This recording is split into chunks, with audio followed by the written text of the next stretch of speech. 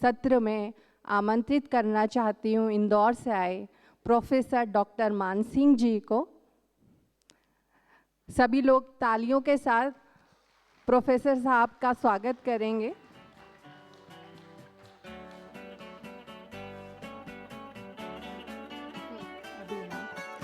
बहनों से भी अनुरोध करूंगी कि भाई साहब का पुष्प गुच्छ से स्वागत करें और बैच के साथ स्वागत करें। ओम शांति।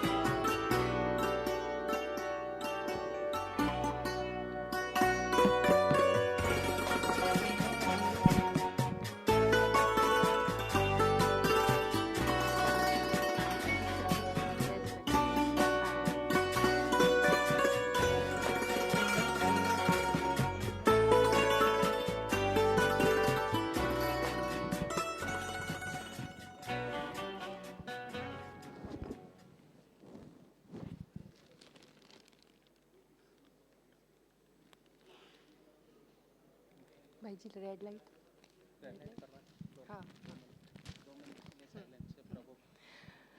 हाँ, सत्र की शुरुआत से पहले 2 मिनट हम प्रभु की स्मृति में बैठेंगे।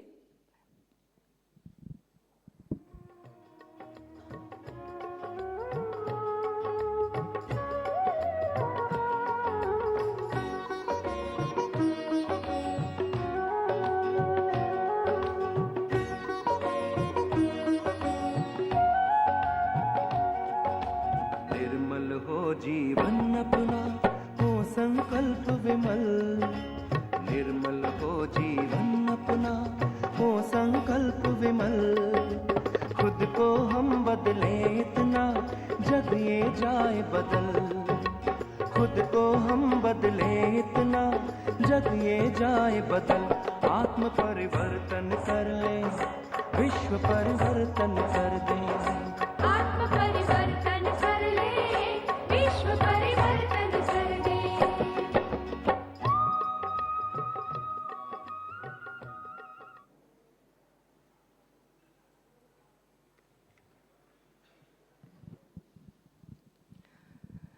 सबसे पहले मैं थोड़ा सा, वैसे तो भाई साहब नोन हैं, फिर भी भाई साहब का थोड़ा सा परिचय कराना चाहूँगी। भाई साहब पूर्व कुलपति हैं कुशाभाऊ ठाकरे विश्वविद्यालय रायपुर से, और साथ ही आप विभाध्यक्ष मतलब कि डिपार्टमेंट हेड रहे हैं पत्रकारिता एवं जनसंचार विभाग देवी अहिल्या विश्वविद्यालय से, और राष्ट्रीय जनसंचार शिक्षक संघ के संस्थापक और राष्ट्रीय अध्यक्ष भी रहे हैं, और मूल्यानुगत मीडिया अभिक्रम समिति के राष्ट्रीय अध्यक्ष भी आप रह चुके हैं। इसके अलावा वर्ल्ड एजुकेशन कांग्रेस द्वारा मुंबई में आयोजित सम्मान समारोह में डॉक्टर मानसिंह परमार जी को विश्व के 100 सबसे प्रभावशाली कुलपति की सूची में भी शामिल कर सम्मानित किया गया है। तो इसके अलावा सबसे बड़ी बात है कि आप तो प्रोफेसर और कुलपति, पूर्व कुलपति रह चुके हैं, लेकिन 28 लोगों को आप अपने अंडर पीएचडी भी करा चुके हैं। तो ऐसे हमारे साथ बुद्धिजीवी और पत्रकार जगत में जाने माने डॉक्टर प्रोफेसर मानसिंह जी का हम सभी तालियों से स्वागत करते हैं। तो जैसा कि आज के हमारे सत्र का विषय है overcoming the challenge of change in media, यानी कि मीडिया के बदलाव की चुनौतियों का सामना हम कैसे करें। तो इससे पहले हम सत्र संजय भाई जी का सुन रहे थे, और मेरा भी जो करियर है 20 साल 2 दशक पुराना है, मैं मीडिया जगत से जुड़ी हूँ और कई सारे टीवी चैनलों में काम किया है। तो जब मैंने मास कम्युनिकेशन किया था तो मेरे बुक्स में लिखा था, उस वक्त तो हमें इतनी समझ नहीं थी। मीडिया प्रोफेशन जब चुना तो इसलिए चुना था कि इससे कुछ हम समाज का कुछ कल्याण कर सकेंगे। तो उस वक्त हमारी किताबों में भाई साहब लिखा हुआ था, मैं आपको बताना चाहूँगी, जब हम मैं संजय भाई जी को सुन रही थी कि आजकल सत्य और तथ्य सभी गढ़े जा रहे हैं, तो उसमें लिखा था कि जो पूर्ण सत्य है अखबारों में 100% जो सत्य खबर होती है वो होती है स्पोर्ट्स न्यूज़। क्योंकि अगर सचिन ने 6 मारा है तो आप 6 ही लिखेंगे, आप उसको ये नहीं कह सकते कि उन्होंने चौका लगाया। और जो अर्ध सत्य होता है वो मौसम की जानकारी होती है, क्योंकि वो प्रिडिक्शन है कि बारिश होगी तो हो भी सकती है और नहीं भी हो सकती है। और उसमें लिखा हुआ था फिर बाद में मेरी किताबों में मास कॉम की कि बाकी सब जो अखबार में छपता है वो सब असत्य होता है। तो पहला क्वेश्चन मेरा इसी पर होगा कि मुझे ऐसा लगता है कि मीडिया में जो सबसे बड़ी चुनौती है वो है आजकल सत्यता की। तो इस सत्यता की बिना विश्वसनीयता के मीडिया कैसे सरवाइव करे?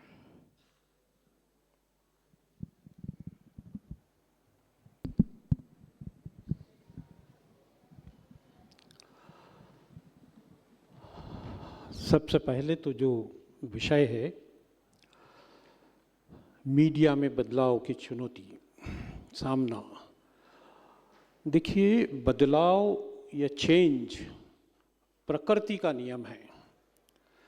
बदलाव होना सभी क्षेत्रों में हुआ है, समाज में भी हुआ है, अन्य क्षेत्रों में भी हुआ है, और पत्रकारिता या मीडिया के क्षेत्र में भी बदलाव आया है। आज़ादी के समय हमारे सामने एक लक्ष्य था, एक एम था, एक उद्देश्य था कि हमें आज़ादी प्राप्त करना है, और उस उद्देश्य को लेकर के पत्रकारिता की गई। और उस समय के जो पत्रकार थे वो स्वतंत्रता संग्राम सेनानी भी थे, और उन्होंने जो लिखा, जो प्रयास किए, उनके द्वारा जो कुछ भी त्याग बलिदान किया गया वो फलीभूत हुआ स्वतंत्रता के रूप में। और आज़ादी के बाद फिर एक मुख्य बात ये रही कि देश में पत्रकारिता क्या करें।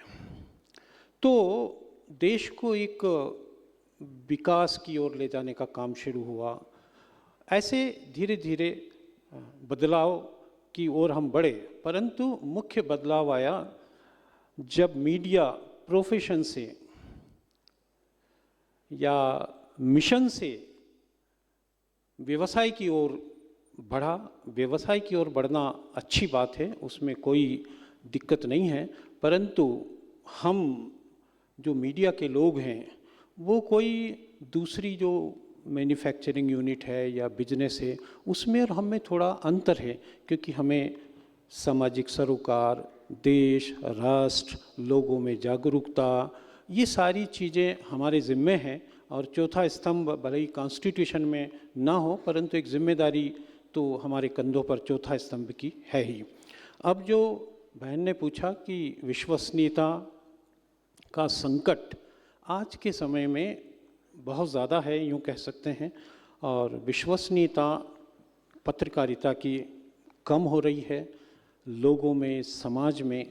इस पर हमें आत्मावलोकन कहिए, चिंतन मनन किए करना पड़ेगा कि ये क्यों हो रहा है, और जो ट्रुथ है उसको हम क्यों नहीं समाज के सामने, पाठकों के सामने, दर्शकों के सामने क्यों नहीं रख पा रहे हैं। ये एक बहुत बड़ा चिंतन का विषय तो है, परंतु जैसे जैसे मेरा ऐसा मानना है दूसरे क्षेत्रों में भी परिवर्तन हुआ है, पत्रकारिता में भी हुआ है, पर ये तो हमको किसी ने सर्टिफिकेट नहीं दिया कि हम ऐसी खबरों को आप देखिए बहुत सारे, खास करके मैं यहाँ प्रिंट मीडिया, तो मुझे ऐसा लगता है आज भी जिम्मेदारी या जवाबदेही या अकाउंटेबिलिटी को बहुत जिम्मेदारी से निभा रहा है। परंतु कभी कभी इलेक्ट्रॉनिक मीडिया की खबरों पर बड़ा ब्रेकिंग बता रहे हैं और थोड़ी देर बाद ब्रेकिंग बदल जाती है। एक दिन एक टीवी चैनल ने जो सवेरे से शुरू किया कि आज राजनाथ सिंह जी, मोदी जी और हमारे वित्त मंत्री और प्रधानमंत्री के बीच में मीटिंग होने वाली है, हो गई मीटिंग, हो गई, उसके बारे में भी बाद में भी होने वाली है, निर्णय होने वाला, दिन भर ब्रेकिंग करके वो न्यूज़ चलाई, जबकि 11-12 बजे के करीब वो मीटिंग खत्म हुई। 5 बजे तक वो चैनल बता रहा अभी मीटिंग खत्म हुई है, अभी मीटिंग खत्म हुई है। तो ये क्या है, दिन भर खबरों को रबर जैसे खींचना, ये बहुत ही ठीक नहीं है। और तीसरा, सोशल मीडिया के भी जो विश्वसनीयता है उसके कारण भी कम हुई है, क्योंकि सोशल मीडिया तो लोगों को अभिव्यक्ति की स्वतंत्रता कहिए या वाणी दी है लोगों को, पर बहुत सारे उसके नकारात्मक पहलू भी हैं। आज हम उस पर चर्चा ना करें, पर विश्वसनीयता का संकट मीडिया के ऊपर है, उसे हमें कैसे हम निपटेंगे, उसका सामना कैसे करेंगे, ये हमें ही तय करना है। बिल्कुल, आपने जैसे कहा कि कैसे ब्रेकिंग, तो मैं भी एक चैनल में थी, तब हमने एक छत्तीसगढ़ के जोगी जी जो सीएम थे, उन्हें भी ब्रेकिंग चला के उनका एक्सीडेंट हुआ था और उनकी मृत्यु घोषित कर दी थी। अभी मुझे आपने जब बोला तब ये याद आया, उसके लिए फिर चैनल को कई दिनों तक चलाना पड़ा कि वो खबर उसके लिए। तो इसके लिए कोई पनिशमेंट भी नहीं है। इस तरह की कोई बॉडी होना चाहिए कि जिससे मीडिया के फैक्ट चेक हो सके, जो वो खबर चला रहे हैं, जो कंटेंट दे रहे हैं, तो अगर वो कुछ गलत चलाते हैं तो क्या इस पर कुछ ऐसी बॉडी बनाना चाहिए, जैसे बार काउंसिल है तो या मेडिकल काउंसिल है, तो हमारे मीडिया के लिए क्या इस तरह की कोई काउंसिल का गठन होना चाहिए जो फैक्ट चेक के लिए काम करे और उन्हें नियंत्रित करे? देखिए, फैक्ट चेक की जो आपने बात की थी, सेंट्रल गवर्नमेंट ने अभी कुछ, मैंने पिछले साल ही एक आईटी कानून में बदलाव किया था और फैक्ट चेक यूनिट के लिए, पर बॉम्बे हाई कोर्ट ने उस पर रोक लगा दी है। अब आपने एक महत्वपूर्ण प्रश्न पूछा है, मैं उसकी हमेशा वकालत करता रहा हूँ और बहुत सारे लोग हमारे नहीं मानते हैं कि ऐसा होना चाहिए, और मैंने कई राष्ट्रीय और अंतर्राष्ट्रीय मंचों पर भी इस बात को उठाया है। और आप जो हॉल में बैठे हैं, मुझे ऐसा लगता है ज़्यादातर लोग मुझसे सहमत होंगे। जैसा बहन ने कहा कि देखिए, बार काउंसिल ऑफ इंडिया होती है, वो लॉ एजुकेशन को भी रेगुलेट करती है। कोई वकील अगर गलत आचरण करता है तो उसकी सनद रद्द कर दी जाती है, वो कोर्ट में खड़ा नहीं हो सकता है। कोई कॉलेज ऐसा नहीं चलेगा जो बार काउंसिल ऑफ इंडिया ने नियम बनाए हैं उसके खिलाफ जाए। इसी तरह से मेडिकल काउंसिल ऑफ इंडिया है, कोई डॉक्टर प्रैक्टिस नहीं कर सकता बिना डिग्री के। चलिए डिग्री को छोड़िए, बिना ऑपरेशन थिएटर में जाए बिना डॉक्टर बन जाएगा। तो मेडिकल काउंसिल ऑफ इंडिया इसको रेगुलेट करती है, इसका नियमन करती है, मेडिकल कॉलेज भी देखती है, डॉक्टरों का आचरण के ऊपर भी एक्शन ले सकती है। ये दो उदाहरण मैं देता हूँ, इसलिए कोई ये कहता है इसकी ज़रूरत नहीं है। हमारे देश में प्रिंट मीडिया के लिए प्रेस काउंसिल ऑफ इंडिया है, जो हमारे प्रिंट मीडिया का नियमन करती है। एक उसमें पत्रकार लोग ही ज़्यादा उसके मेंबर हैं और एक व्यवस्थित रूप से वो प्रिंट मीडिया से संपर्क, संबंध, उनके उन्नयन, पत्रकारों की स्वतंत्रता के लिए काम करती है। परंतु इलेक्ट्रॉनिक मीडिया के लिए कोई ऐसा नियमन नहीं है।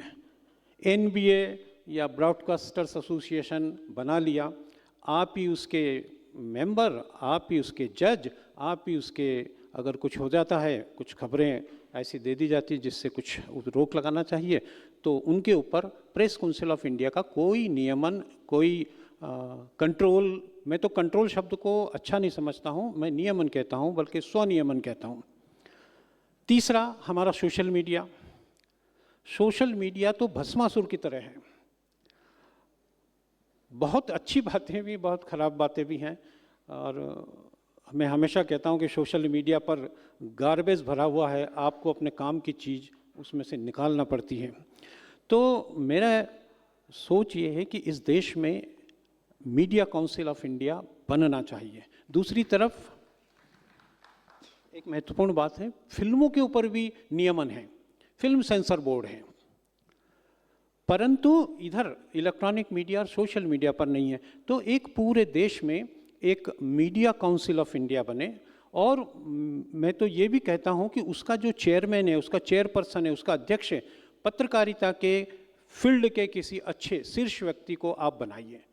सुप्रीम कोर्ट के जज को भी उसका चेयरमैन बनाने की ज़रूरत नहीं, आप पत्रकारिता के फील्ड को बनाइए। बाकी मेंबर्स भी आप सोशल मीडिया से, प्रिंट मीडिया से, इलेक्ट्रॉनिक मीडिया से लीजिए, और सेंट्रल गवर्नमेंट को, सूचना प्रसारण मंत्रालय को इस दिशा में प्रयास करना चाहिए। उसकी अलग अलग यूनिट हो सकती है, विज्ञापन के लिए अलग एक यूनिट हो सकती है, प्रिंट मीडिया, इलेक्ट्रॉनिक मीडिया के ऐसे प्रावधान बनाए जाए, ऐसी आचार संहिता, कोड ऑफ एथिक्स, जो हम नैतिकता की बात करते हैं, ऐसी तैयारी हो कि पूरे देश में एक स्वनियमन का एक आदर्श प्रस्तुत हो पूरे विश्व में। क्योंकि हम सभी दिशा में बढ़ रहे हैं, आगे बढ़ रहे हैं, देश आगे बढ़ रहा है, विश्व गुरु बनने की ओर सब बातें कर रहे हैं, परंतु मीडिया काउंसिल ऑफ इंडिया, आज मैं बहुत बेबाकी से कहता हूँ, ना तो सरकार चाहती है कि प्रेस काउंसिल ऑफ इंडिया बने। क्यों नहीं चाहती वो? क्योंकि वो पत्रकारों से क्या कहें, मतलब बहुत खराब शब्दों में पंगा लेना नहीं चाहती है। दूसरा, पत्रकार भी नहीं चाहते हैं कि हम पर नियंत्रण हो। अब देखिए, यहाँ त्रिपाठी जी बैठे हैं, एक टीवी चैनल पे दिन भर 10, 11, 12 घंटे जो खबर चलती है, इनके अखबार में दूसरे दिन एक कॉलम में सिमट जाती है वो खबर, एक कॉलम में। और मतलब जो मर्जी हो, टीआरपी के चक्कर में वो चलाया जा रहा है, जो मतलब जिसको हम ऑब्सिनिटी कहते हैं, उसका भी ख्याल नहीं रखा जाता है। तो जैसा अभी बातचीत हुई थी कि अश्लीलता मुक्त पत्रकारिता होनी चाहिए, मैं तो कहता हूं कि सोशल मीडिया पर ऑब्सिनिटी बहुत है, उस पर कहीं नियमन होना चाहिए। तो देश में ऐसा कानून बनना चाहिए। मैं सूचना प्रसारण मंत्री, कम से कम 3 या 4 सूचना प्रसारण मंत्रियों से मेरी इस संबंध में चर्चाएं भी हुई, उनको बात भी समझ में आई, परंतु उसमें एक कदम भी आगे बढ़ने का प्रयास नहीं हुआ। और ख़ास करके आपने जो चर्चा की मीडिया शिक्षा की, उस पर भी नियमन आवश्यक है।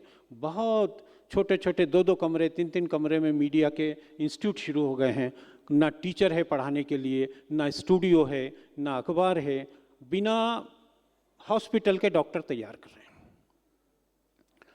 इस पर भी कहीं ना कहीं जितने टीवी चैनल है उनके सबके अपने स्कूल चल रहे हैं जी। और कुछ तो पत्रकार पहले तो कहते हैं कि हमारे पास डिग्री, कुछ लोग तो बिना डिग्री के ही इस पत्रकारिता प्रोफेशन में काम कर रहे हैं।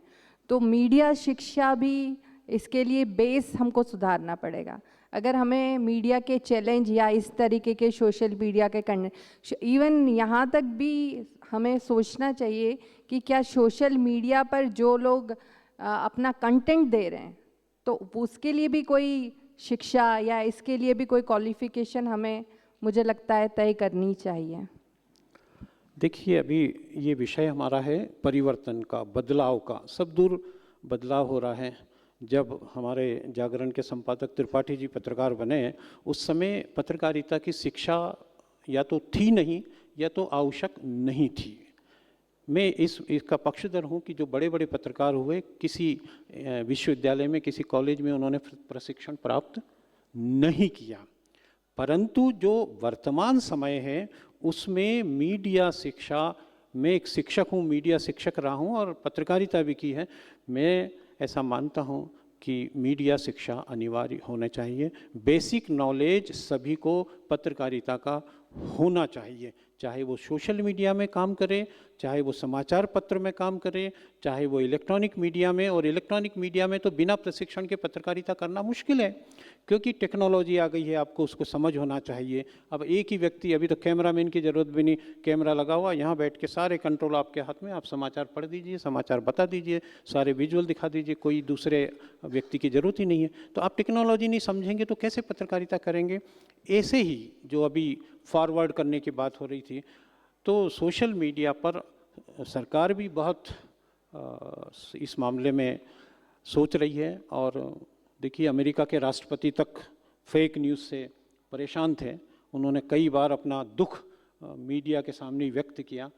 मोदी जी ने भी फेक न्यूज़ की थोड़ी सी को कैसे वो किया जाए, कम किया जाए, तो उन्होंने भी चर्चा की। तो सोशल मीडिया के लिए मैं यहाँ बहुत सारे सोशल मीडिया से जुड़े हुए लोग बैठे हुए हैं, इसलिए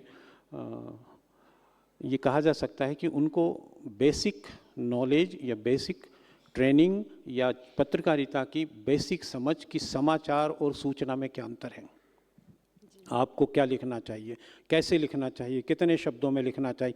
और सबसे बड़ी बात, शब्द विकास भी कर सकता है और शब्द विनाश भी कर सकता है। आपके एक गलत पोस्ट से दंगे भड़क सकते हैं, देश में अराजकता पैदा हो सकती है, शहर में अशांति फैल सकती है। तो इसका ध्यान रखना भी सोशल मीडिया के हमारे साथियों को ध्यान रखना चाहिए इस बात का। जी, एक बहुत बड़ा चैलेंज हमें लगता है कि जिस तरीके से हम थोड़े समय से देख रहे हैं कि क्राइम खबरें कम से कम अखबारों में या टीवी चैनलों में 80% होती है। उसके अलावा जो खबरें होती हैं ज़्यादातर पॉलिटिकल खबरें होती हैं। ऐसे में सामाजिक मुद्दे और आम जनता के मुद्दे या दूसरी खबरें होती हैं वो किल हो जाती हैं। क्योंकि मैं भी जब न्यूज़ रूम में थी तो अच्छी अच्छी खबरें आती थीं और उसको कहते थे कि नहीं आज तो, क्योंकि टीवी चैनल्स में तो डेडलाइन होती है, तो कहते थे नहीं आज तो ये खबरें, और जब वो सेकेंड डे उन खबरों को फिर जैसे कहते हैं डस्टबिन में डाल दिया जाता था। तो ऐसे में हम बैलेंस कैसे बना के चलें? ऐसा कहा जाता है कि मीडिया समाज का दर्पण है। जो मीडिया में जो कुछ हो रहा है दिखाया, हम वही दिखाते हैं। मैं यहाँ एक उदाहरण देना चाहता हूँ, वो समाचार का नहीं है परंतु ये पाठक या दर्शक की पसंद नापसंद का है। जब रामायण और महाभारत का प्रसारण होता था तो आप सोचिए पूरे शहर में, पूरे प्रदेश में, पूरे देश में सन्नाटा छाया रहता था। सारे लोग टीवी के सामने बैठ करके उसको देखते थे। तो क्या अच्छे कंटेंट को दर्शक नहीं देखेंगे? दर्शक भी अच्छा कंटेंट, परंतु टीआरपी के चक्कर में, ब्रेकिंग न्यूज़ के चक्कर में, समाचार पत्र का सर्कुलेशन बढ़ाने के चक्कर में, ज़्यादा से ज़्यादा संख्या में विज्ञापन मिले, इस चक्कर में हम राजनीतिक खबरों को और ख़ास करके आपराधिक खबरों को बहुत महत्व देते हैं, जो कि थोड़ा सा बैलेंस करना चाहिए, संतुलन बनाना चाहिए। और समाज के विकास, आप सोचिए यहाँ का 60, 65, 70% जो भारत का रहने वाला व्यक्ति वो गाँव में बसता है। शहरों में हम बहुत कम लोग हैं, मुझे लगता है 20, 25, 30% जितना भी मान लीजिए। तो आप बताइए कौन से समाचार पत्र में गांव की कितनी खबर होती है? वहाँ 10 लोग मर जाएं तो खबर नहीं छापते हैं, और शहर में किसी नेता की कुछ भैंस चोरी हो जाए तो पूरा मीडिया उसके पीछे पड़ जाता है। तो ये फ़र्क है। गांव का विकास हो रहा है और होने की आवश्यकता है। कृषि उन्नत हुई है और उन्नत हो सकती है, या जैविक खेती को हम कैसे बढ़ें। तो सामाजिक सरोकार, ग्रामीण विकास, समाज का उत्थान, राष्ट्र का विकास, ये मुद्दे भी कहीं न कहीं शामिल करना चाहिए। करता है मीडिया, और ऐसा नहीं कि नहीं करता है, परंतु इस पर और सोचने की, इसमें और सुधार की आवश्यकता है। क्योंकि पूरे समाज में अपराध ही एक ऐसा मुद्दा नहीं है जो लोग पढ़ना या सुनना या देखना चाहते हैं। अच्छी बातों को भी, क्योंकि एक अच्छी शुरुआत अभी कुछ दिनों से हुई है। एक अखबार ने सोमवार को नेगेटिव न्यूज़ नहीं छापते, वो केवल सकारात्मक समाचार ही देते हैं। कुछ टीवी चैनलों ने भी कुछ अच्छी शुरुआत की है, कुछ कार्यक्रम ऐसे बनाए हैं जो कि सकारात्मक सोच के साथ विकास आज तक चैनल ने भी अपने तेज चैनल का नाम गुड न्यूज़ रख दिया है। क्या? आज तक चैनल ने भी तेज, उनका जो चैनल है उसको चेंज करके गुड न्यूज़ शुरू किया है। हाँ, उन्होंने एक अलग चैनल ही शुरू किया है जिस पर केवल पॉजिटिव खबरें देते हैं, वो केवल विकास की खबरें देते हैं, केवल अच्छे मनोरंजन की।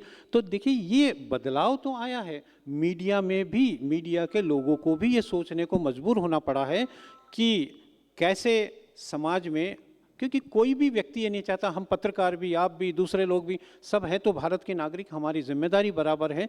पत्रकारों की भी उतनी जिम्मेदारी जितने दूसरे लोगों की है। तो समाज के विकास में, राष्ट्र के विकास में, व्यक्ति के विकास में मीडिया भागीदार क्यों ना बने, क्योंकि मीडिया का तो बहुत ज़बरदस्त, मानवता के विकास में कहिए, बदलाव में कहिए, सभी क्षेत्रों में मीडिया का बहुत ही सकारात्मक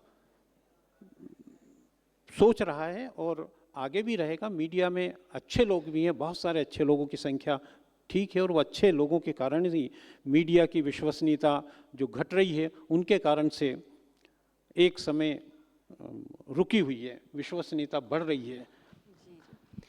अच्छा, तो हम आपसे ये भी जानना चाहेंगे कि हम बात करते सत्यता की, विश्वसनीयता बढ़ रही है, या हम पॉजिटिव खबरें दें, लेकिन जो हमारा ज़्यादातर मीडिया है वो उद्योगपतियों के हाथों में है। चाहे अखबार हों, उनके भी मालिक जो हैं वो उद्योगपति हैं, या फिर जो भी टीवी चैनल हैं वो ज़्यादातर उद्योगपतियों या कॉरपोरेट के हाथ में।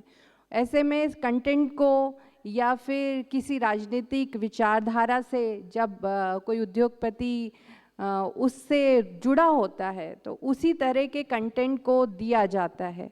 तो ऐसे में हम सकारात्मक पत्रकारिता और साथ ही सत्यता को कैसे हम लेकर चलें? देखिए, मैं इंदौर शहर से हूँ और इंदौर शहर मध्य प्रदेश की, या यूँ कहें देश की, हिंदी पत्रकारिता की राजधानी रही है। राजेंद्र माथुर नई दुनिया के संपादक हुआ करते थे। एक बार मैं दिल्ली में उनसे मुलाकात हुई, उनके ऑफिस में। ये जो आपने बात कही, वो दर्द उनका उस बात में झलका उस समय जब मैं गया था, कि जो उद्योगपति, जो मालिक हैं, वो पूरी तरह से दूसरा व्यवसाय भी करते हैं, पत्रकारिता तो उनका एक साइड बिजनेस। तो राजेंद्र माथुर जी ने कहा कि परमार जी, अभी मैं जो एडिटोरियल में लिखना चाहता हूँ वो अब ऐसा लगता है कि मेरे मालिक का कहीं ना कहीं उसमें दखल की शुरुआत हो गई है। ये बात उन्होंने बड़ी गंभीरता से उस दिन बैठ करके की थी। तो अब ये तो ऐसा है, ऐसा सवाल है कि उद्योगपति चाहेगा कि उसकी आर्थिक आय बढ़े, उद्योगपति चाहेगा कि उसके दूसरे जो बिजनेस साइड उनमें भी इस हमारे अखबार का, चैनल का के कारण से लाभ मिले। संपादक नाम की जो संस्था है वो करीब करीब समाप्त होने की कगार पर है, यूँ कह लीजिए। आज कोई सा भी समाचार पत्र का संपादक अपनी मर्जी से, या न्यूज़पेपर की जो पॉलिसी है, जो कंटेंट के संबंध में पॉलिसी है, उसके खिलाफ नहीं लिख सकता। एक विचारधारा से, एक सोच के साथ जुड़ा हुआ है तो वो उसी तरह के कंटेंट, उसी तरह का एडिटोरियल, उसी तरह का फीचर, उसी तरह का लेख, उसी तरह का समाचार उसमें समाहित होते हैं। देखिए, एक न्यूज़ चैनल था एनडीटीवी। एनडीटीवी थोड़ा सा, कोई भी सरकार हो उसके लिए भाई जी, हम चाहेंगे कि आप इस तरह नाम, से, हाँ, खैर, तो वो चैनल भी अब नहीं, मतलब क्या कहें, उद्योगपति ने खरीद लिया उसको, यूँ कह सकते हैं। तो कुल मिलाकर के विचारधारा की, या जो एक अलग तरह की जो पत्रकारिता थी आज़ादी के समय, उसमें बहुत बदलाव आया है। और निश्चित रूप से मालिकों के हितों को, उनके आर्थिक हितों को ध्यान में रखकर, उसकी विचारधारा के हितों को ध्यान में रखकर ही अखबार, न्यूज़ चैनल, रेडियो चैनल चलाए जा रहे हैं, यूँ कह सकते हैं। परंतु यहाँ पर कुछ ऐसा भी हो सकता है कि अच्छा संपादक अपनी लेखनी से, अपने शब्दों के माध्यम से समाज के विकास की बात भी कर सकता है, अगर वो इस तरह का सोच रखता है। मालिक को भी समझा सकता है कि भाई ये खबर, ये संपादकीय बहुत आवश्यक है। अब तो संपादकीय रहा कहाँ, देखिए अखबारों में पहले संपादकीय पेज होता था, उस पर एक दो एडिटोरियल, एक दो अच्छा आर्टिकल, दूसरी चीज़ें पत्र संपादक के नाम होते थे। वो करीब करीब, अभी तो एक कॉलम का संपादकीय का ज़माना आ गया है। संपादकीय पृष्ठ पर विज्ञापन नहीं देते थे, उसकी गरिमा थी, वो सब अब संपादकीय पृष्ठों पर खूब विज्ञापन आने लगे हैं। अभी पहले पेज पर कभी विज्ञापन नहीं देते थे, पहले पेज पर खबरें देते थे। आजकल पहला विज्ञापन नेता के जन्मदिन का होता है, दूसरा पेज उसके बेटे का जन्मदिन का होता है, तीसरा पेज प्रथम पृष्ठ होता है।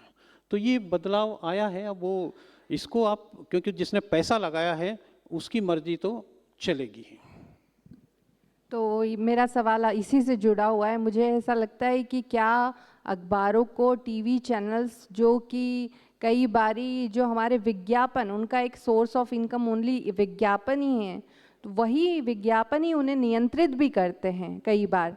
तो क्या उन्हें ऐसे कुछ और सोर्स सर्च करने पड़ेंगे अपने अखबारों को चलाने के लिए, टीवी चैनलों को, जो जिन्हें नियंत्रण अखबार जिस तरीके विज्ञापन के थ्रू भी नियंत्रण होता है या एडवर्टाइजमेंट कंपनियां नियंत्रण करती, तो कुछ और ऐसा हमें सर्च करना चाहिए। ये भी एक बहुत बड़ा चैलेंज लगता है कि सिर्फ अखबार में जो विज्ञापन छपते हैं उसकी वजह से कई बारी कंटेंट को नियंत्रित किया जाता है।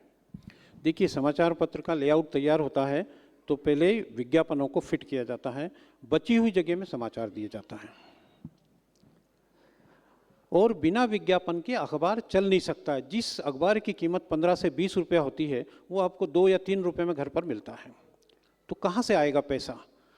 ये सवाल कई बार उठाए। मेरा ऐसा मानना था कि भैया विज्ञापन तो ज़रूरी है, क्योंकि संपादक को अगर अच्छी तनख्वाह देना है, रिपोर्टर को अच्छा पैसा देना है, क्योंकि रिपोर्टर और संपादक की भी इच्छा होती है कि उसका बच्चा बहुत अच्छे स्कूल में पढ़े, बहुत अच्छी सुविधाएं मिले, उसको क्यों अभावों में जीना पड़े।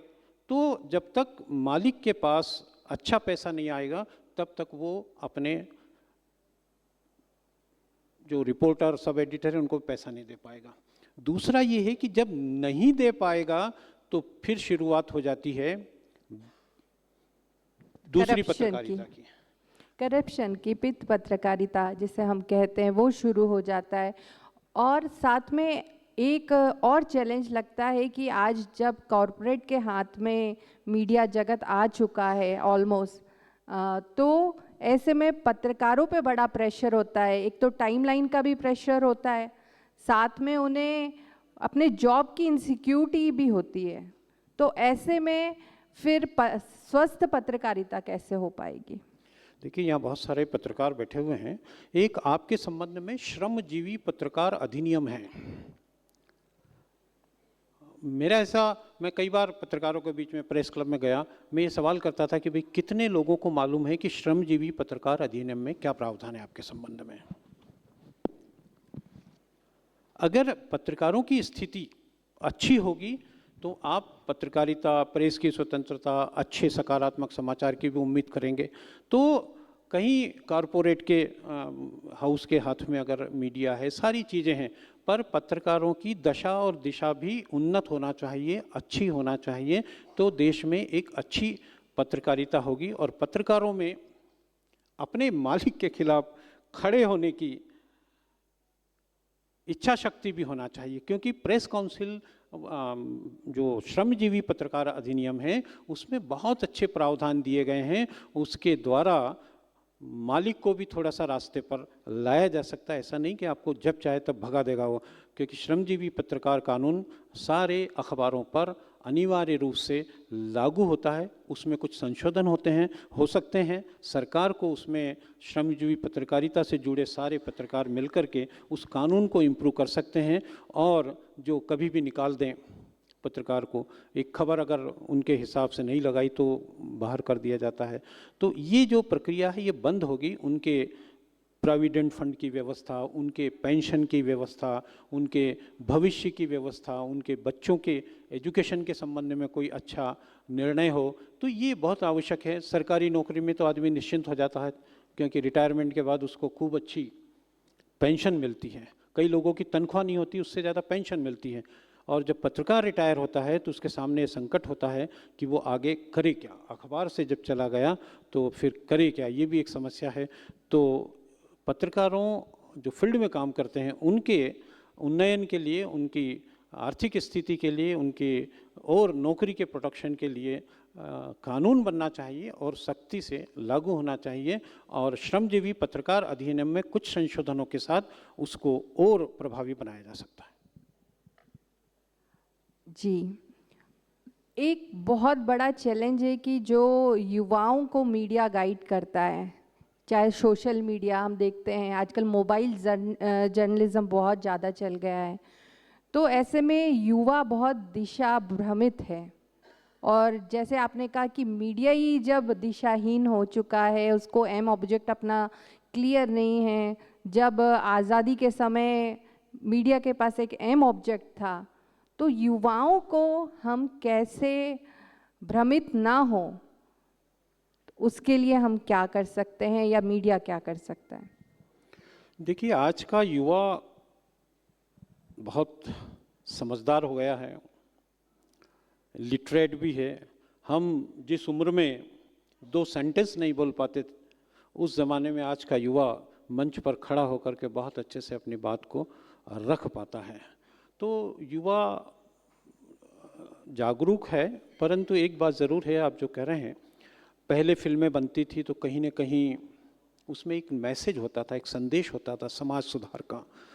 हमारे यहाँ अंतरजातीय विवाह की शुरुआत भी फिल्मों के माध्यम से हुई है, नहीं तो पहले नहीं होता था इतना ज़्यादा। युवाओं के लिए मीडिया में कुछ अच्छा कंटेंट, कुछ अच्छा एक आध पेज आता है, कुछ अखबारों में युवाओं के लिए एक पेज दिया जाता है। युवाओं के एजुकेशन के ऊपर भी कई अखबारों में पूरा का पूरा पेज दिया जाता है। उनके कैरियर गाइडेंस के लिए भी आजकल बहुत अखबारों में अच्छा कंटेंट दिया जाता है। पर सबसे बड़ा डर जो है वो है सोशल मीडिया का। कई देशों ने, फिनलैंड की बात हो रही थी और दूसरे देशों में, स्कूलों में मोबाइल को बंद कर दिया है बच्चों के लिए। इस एज तक अगर बच्चों ने मोबाइल उपयोग किया तो उनके माँ बाप को पनिश किया जाएगा।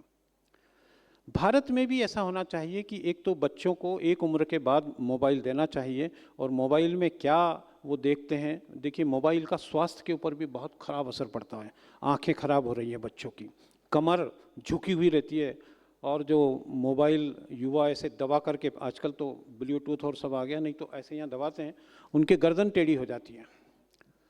बाइक पे चलते हैं वो दबा लेते हैं।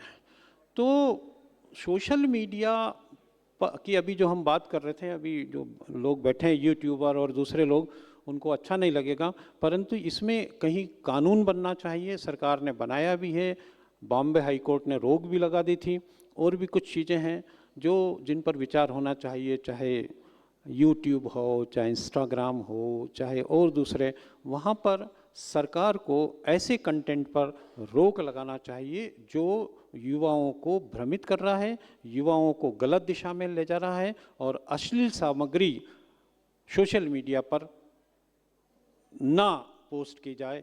और युवाओं को के लिए कुछ न कुछ अच्छा सोच मीडिया को करना चाहिए, क्योंकि युवा ही देश का भविष्य है। पूरे देश को आगे बढ़ाने का काम उन युवाओं पर है, और हमारा युवा अगर दिग्भ्रमित हो गया तो देश कहाँ जाएगा, इसकी कल्पना नहीं की जा सकती। एक सबसे बड़ा चैलेंज और नज़र आता है, वो है टेक्नोलॉजी। पुराने थर्रे वाली जो पत्रकारिता है वो दिन पे दिन चेंज होती जा रही है। जहाँ अगर मैं बात करूँ इलेक्ट्रॉनिक मीडिया की, तो कई जो चैनल्स हैं अब उन्होंने ये डिसाइड कर लिया है कि 40+ एज वाले पत्रकारों को वो अपने यहाँ नहीं रखेंगे। तो ऐसे में टेक्नोलॉजी भी ये है कि जो पुराने लोग हैं वो डिजिटल या नई नई आधुनिक चीज़ें सीखने में नहीं, तो ऐसे में जो हमारा जो इंस्टीट्यूट है, मीडिया इंस्टीट्यूट है, उनकी क्या हेल्प कर सकते हैं, या इस बारे में हमें चिंतन करना चाहिए। ये चुनौती भी है कि जैसे आप क्योंकि आप उस वक्त जब 40+ हो जाते हैं तो आप अपना प्रोफेशन चेंज भी नहीं कर सकते। देखिए, टेक्नोलॉजी तो अभी हम बात कर रहे हैं, और कल नई टेक्नोलॉजी, नया कुछ आविष्कार, कुछ नई बातें आती हैं। हमें अपडेट होने की ज़रूरत है। हमें समय के साथ, समय की टेक्नोलॉजी के साथ में जुड़ना पड़ेगा। जब मैं अखबार में काम करता था, उस ज़माने में संपादक को कंप्यूटर चलाना नहीं आता था। वो एक ऑपरेटर को बिठाता था, फिर वो बोलता था, फिर वो टाइप करता था। रिपोर्टर दिन भर शहर में घूम करके खबरें लाता था, फिर वो ऑपरेटर के साथ बैठता था, फिर वो उसको टाइप करवाता था। आजकल ऐसे संपादक हैं, ऐसे रिपोर्टर हैं जो सब काम खुद कर लेते हैं, स्वयं कर लेते हैं। मैं जब आज से मेरे ख्याल से 15 साल हो गए होंगे, एक PhD करवाई थी मैंने मीडिया कन्वर्जेंस के ऊपर। उस समय मीडिया में कन्वर्जेंस शब्द को लोग समझते नहीं थे कि कन्वर्जेंस है क्या। तो आज का समय उससे भी आगे हो गया, मीडिया कन्वर्जेंस। आज एक व्यक्ति में टीवी चैनल में वो कैमरा भी चला ले, वो बोल भी ले, वो आकर के टीवी चैनल पर समाचार को लोगों को सुना भी दे।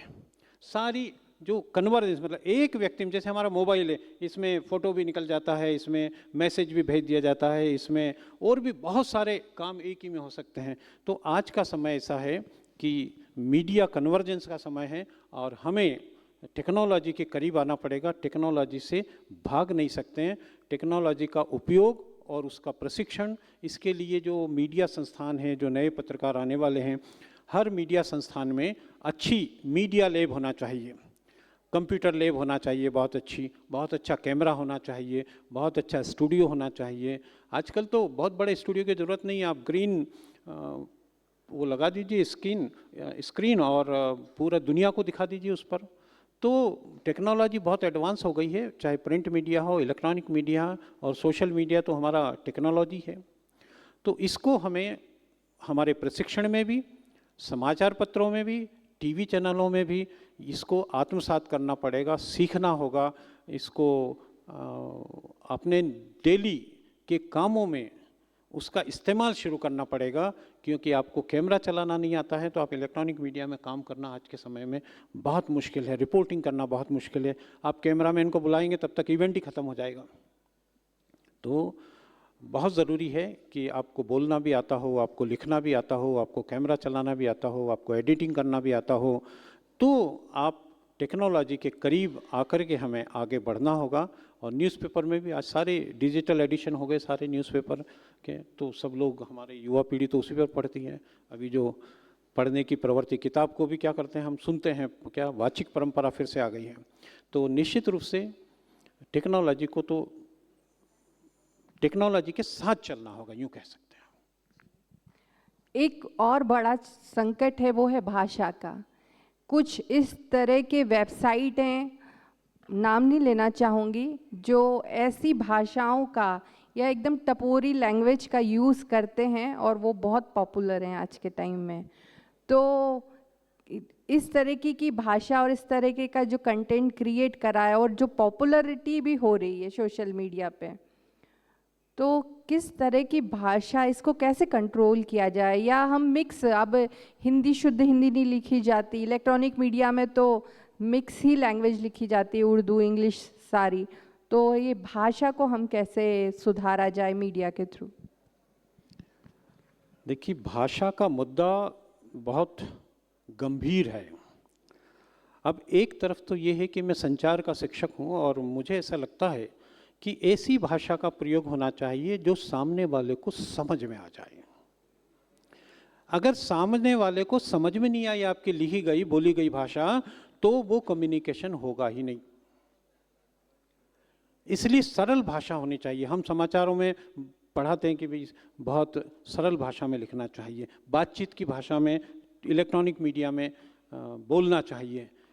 तो ये बहुत आवश्यकता है। परंतु एक गंभीर विषय जो मैं आपको बताना चाहता हूँ कि हिंदी में अंग्रेजी शब्दों का मिलावट बहुत अधिक संख्या में हो रही है।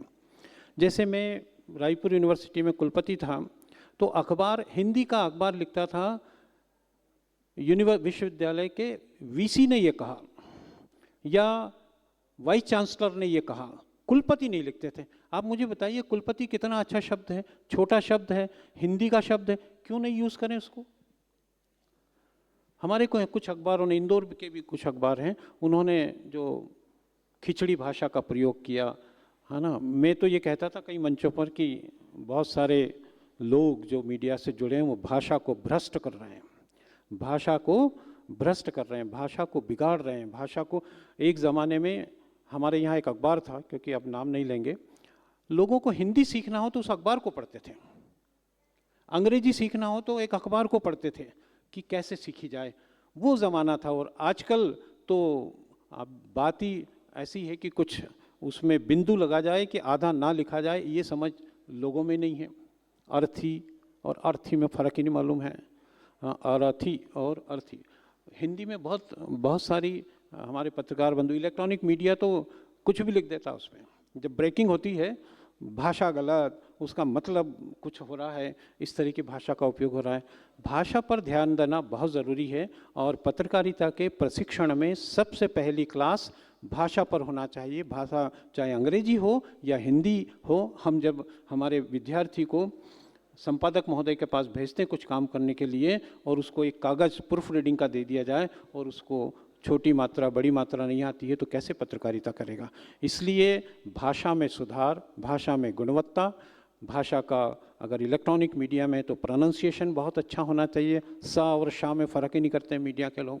बहुत सारे चैनल में आप देखिए क्या बोलते हैं, भगवान ही मालिक हैं। तो भाषा एक गंभीर मुद्दा है। इस पर जब हमारे हिंदी में कुछ अच्छे शब्द हैं तो उसका प्रयोग करना चाहिए। क्या वीसी लिखने से अखबार का भाषा का उन्नयन हो जाएगा? अब जैसे रेल शब्द है, हमने एडॉप्ट कर लिया हिंदी में, भैया हमको रेल शब्द हिंदी में शामिल हो गया है, हम अच्छे से यूज़ करते हैं, उसमें कोई दिक्कत नहीं है। परंतु कुछ शब्द ऐसे हैं जो हिंदी में बहुत अच्छे हैं, उनका प्रयोग भी करना चाहिए। और पुराने जो अखबार थे वो भाषा पर बहुत ध्यान रखते थे, तो क्या वो अखबार नहीं पढ़ते थे लोग? संपादकीय में थोड़ी सी क्लिष्ट भाषा का उपयोग होता था।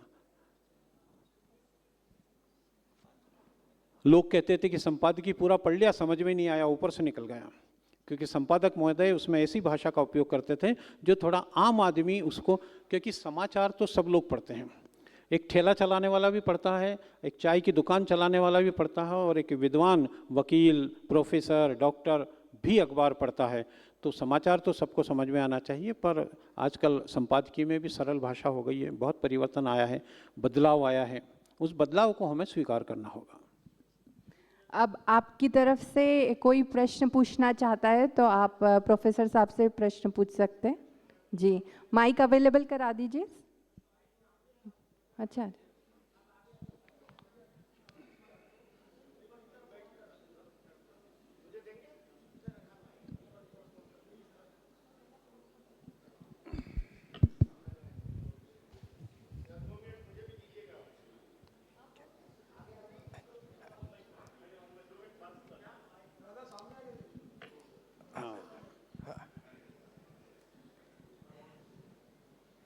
भाई साहब चालू है, आप थोड़ा करीब लेकर के बोलिए, उसमें बोलिए।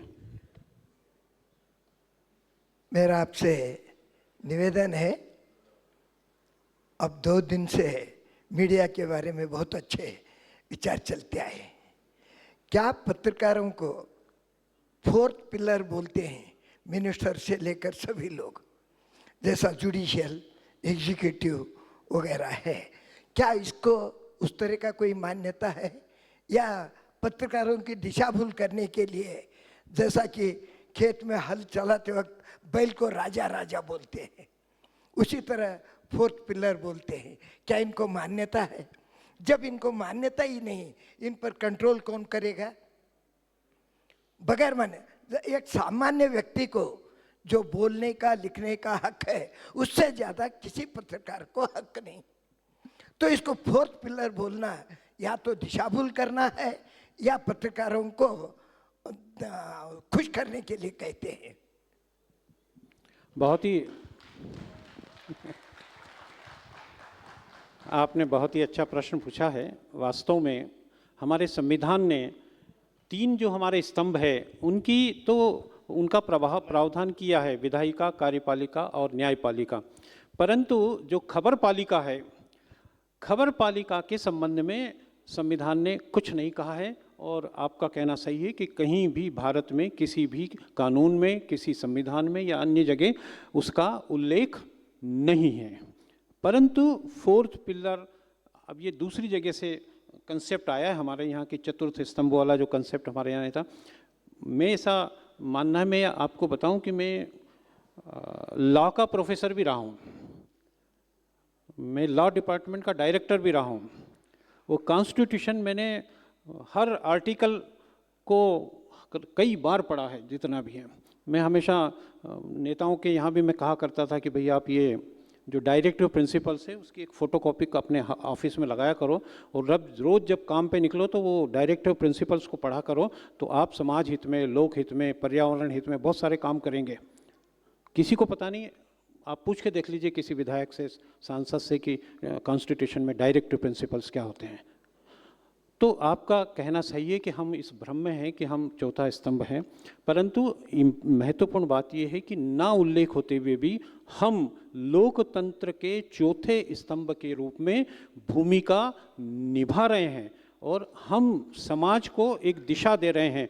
हमने भले प्रत्यक्ष नहीं, अप्रत्यक्ष रूप से शासन पर, राजनेताओं पर एक तरह का नियंत्रण रहता है। अगर वो गलत काम करेगा, दूसरे दिन पहले पेज पर छपेगा, दूसरे दिन सीधे रास्ते पर जाएगा। तो ये जो काम हम कर रहे हैं समाज के विकास का, जो सामाजिक सरोकारों का, आजकल देखिए ये बहुत सारी चीज़ें आ रही है। अब जुडिशरी है और विधायिका है, अभी बहुत विवाद चल रहा है। उपराष्ट्रपति ने ये कह दिया और सुप्रीम कोर्ट ने ये कह दिया, एक कहता है जुडिशल एक्टिविज़म है, बहुत सारी चीज़ें। पर ऐसा प्रावधान संविधान में होना चाहिए, मेरा ऐसा मत है, लॉ के एक शिक्षक के नाते होना चाहिए कि मीडिया के संबंध में। और जब कॉन्स्टिट्यूशन बन रहा था उस समय ये बात चर्चा में आई थी, आम्बेडकर जी मानने को भी तैयार थे, कुछ लोगों ने विरोध किया। भाई नहीं जी तो समय आज की थोड़ी कमी Constitution- है, ये भाई साहब का भी क्वेश्चन ले लेते हैं फिर खत्म करेंगे। हेलो। हाँ, मैं सर आपकी बात से कुछ इत्तेफाक करते हुए मैं कुछ ऐड करना चाहता हूँ। मेरा कोई सवाल नहीं है। मैं 83 से जर्नलिज्म में जब आया, आज मुझे 40 प्लस इस क्षेत्र में काम करते हो गया, और मैंने दिलीप पटगांवकर जी से मैं अपनी बात आपको बताना चाहता हूँ। मैं जब स्वतंत्र भारत में था तो राजनाथ सिंह सूर्य जी थे संपादक हमारे, ठाकुर प्रसाद सिंह जी संपादक थे, जो सलाहकार पुरुष माने जाते थे उस समय। फिर मैं नवभारत टाइम्स से गया, उस समय एसपी सिंह जी थे जिन्होंने फिर आज तक शुरू किया, मैंने उनके साथ भी काम किया, उनकी भी कुछ ओपिनियन थी। फिर मैं टाइम्स ऑफ इंडिया में गया तो मेरे रेजिडेंट एडिटर अंबिकानंद सहाय जी थे, उधर दिलीप पटगांवकर जी थे टाइम्स ऑफ इंडिया दिल्ली। आपकी उस बात से मैं उसको रिलेट कर रहा हूँ। दिलीप पटगांवकर जी ने, आप सबको मैं बता दूँ क्यों रिजाइन किया, शायद कम लोगों को पता होगा। उस समय समीर जैन, विनीत जैन नए मालिक हुए थे, चार्ज लिया था डालमिया से इंदू जैन ने, इंदू जैन से उन्होंने। तो ये दिलीप पटगांवकर जी का मानना था कि एडिटोरियल एक अलग हमारी आइडेंटिटी है, ऐड से हमारा कोई मतलब नहीं है। और कोई जो पत्रकार होता था उस समय ऐड की बात कर ले तो वो निकाल देते थे। लेकिन समय बदला, जो आपने सोशल मीडिया की बात कही, समय बदला, मालिकों ने प्रेशर बनाया, MBA करके लोग जनरल मैनेजर हुए, उन्होंने इसे प्रोडक्ट कहा। फर्स्ट टाइम मुझे अच्छी तरह याद है कि 86-87 की मैं बात बता रहा हूँ, 88। भाई जी थोड़ा शॉर्ट में, बस अगला 2 सत्र मिनट को में दे मैं दीजिए। जानकारी ये आप ही समझिए, मैं कीमती इतनी चीज बता रहा हूँ जो शायद आपको शायद पता होगा सर, बाकियों को शायद उतना ना पता हो। तो दिलीप पटगांवकर जी ने इसी बात पर रिजाइन दिया कि अखबार को अगर प्रोडक्ट बना दिया जाएगा तो फिर मेरे जैसों की या जो लिखने वाले हैं, कलमकार हैं, उनकी आइडेंटिटी कहाँ रह जाएगी। फिर तो वो सड़क पे जैसे अपना सामान बेचता है, कोई टूथब्रश बेचता है, पेस्ट बेचता है, वैसे ही हमारी स्थिति हो गई। तो मैं ऐसे माहौल में काम नहीं कर सकता। अब आऊँ आज की स्थिति, जो आपकी बात कि जब तक ये सोशल मीडिया आज हावी जो है, उसका सबसे बड़ा कारण यह है कि हमारा प्रिंट मीडिया कुछ कमज़ोर हुआ इलेक्ट्रॉनिक मीडिया के चक्कर में, और इलेक्ट्रॉनिक मीडिया पे पैसे या अर्थतंत्र जो हावी हुआ। इन मालिकों ने एक प्रयास चला था मनमोहन सिंह जी के समान ज़माने में, मुझे याद है, शायद आपको भी याद होगा, कि ये जो जितने मालिकान हैं इनसे बाकी बिजनेस बंद कराया जाए, शुद्ध रूप से ये पत्रकारिता का काम करें, जिससे उनके ऊपर वो प्रेशर सरकार का न रहे। आज हम नक्शस हो गया है, कहाँ काम कर पाएंगे। सोशल मीडिया ने तो उसको भरा है। भाई जी थोड़ा अगले सत्र के लिए जब देरी वहाँ हो रही खाली है। हुआ तो वो भरा। बहन आज की आप जरूरत- अगले सत्र में भाई साहब से पूछिएगा अपना तो क्वेश्चन, मैं ठीक आप है। अगर इस पे अभी हम इसको खत्म करना इसको चाहेंगे। आप इस पे आप कुछ कह सकें? हाँ, तो मेरा बस इतना ही कहना है हाँ कि जो नहीं, चीजें इस वैक्यूम को सत्र के बाद आप सबके क्वेश्चन एक बारी भाई साहब को फिर बुला लेंगे और सभी पूछ लीजिएगा। चीजें वहां से समझनी है हम। मैडम शॉर्ट में थोड़ा सा सीधा सवाल करें। हाँ, ओम शांति। मेरा नाम भारती जैनानी है और मैं कलकत्ता से हूँ, प्रभात खबर से पत्रकार हूँ मैं। मुझे भी लगभग 20 साल हो गए।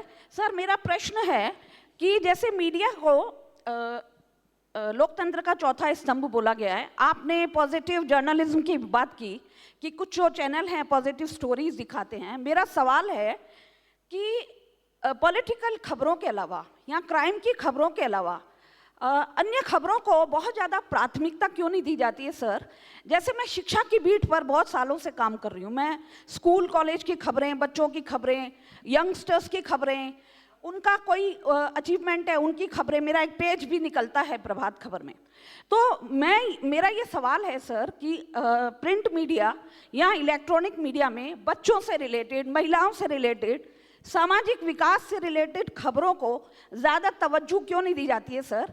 एक चीज़ मैं और बोलूँगी, अभी थोड़े दिन पहले एक एसिड सर्वाइवर्स के ऊपर एक पैनल हुआ था।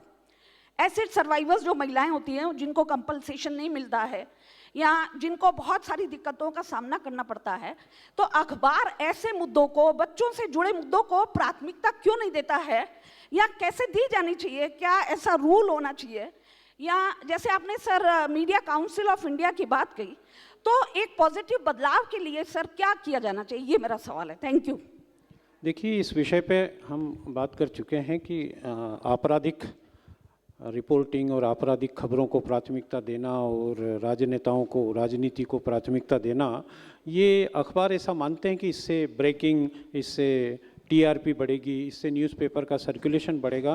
पर आपका बोलना सही है कि शिक्षा हो, समाज में विकास हो, युवा का विषय हो, ग्रामीण विकास की बात हो, इन विषयों को भी मीडिया को लेना चाहिए और इसको पाठक, दर्शक, श्रोता सुनना, पढ़ना, लिखना सब चाहेंगे।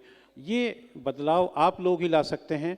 आप जो काम करते हैं वो अपनी लेखनी के माध्यम से अपने संपादक को, अपने मालिक को कन्विंस करा करके ऐसी खबरों को स्थान दिलाना शुरू करेंगे तो एक ये अच्छी शुरुआत होगी। आपका प्रयास ही इस मुद्दे को आगे बढ़ा सकता है। थ्योरी ऑफ मार्केटिंग ये है, थ्योरी ऑफ मार्केटिंग कि गंजे भाई को जी नहीं Theory अभी of आप सुनिए, अभी आप सुनिए। अभी ट्री ब्रेक हो गया है, बाहर आपके लिए चाय की व्यवस्था है। उसके बाद हमारे ज्ञान सरोवर के वरिष्ठ भाई भ्राता सूरज भाई जी आप सभी को थोड़ा सा राजयोग के बारे में बताएंगे, ठीक है? और आप टीवी चैनल्स पर भी आते हैं, समाधान प्रोग्राम से बहुत पॉपुलर हैं, तो उसके बाद आप फिर भ्राता जी के सत्र के बाद थोड़ा सा पूछिएगा, ठीक है? ओम शांति। Thank you. आप सभी लोग 5 से 10 मिनट के बीच में आ जाइएगा।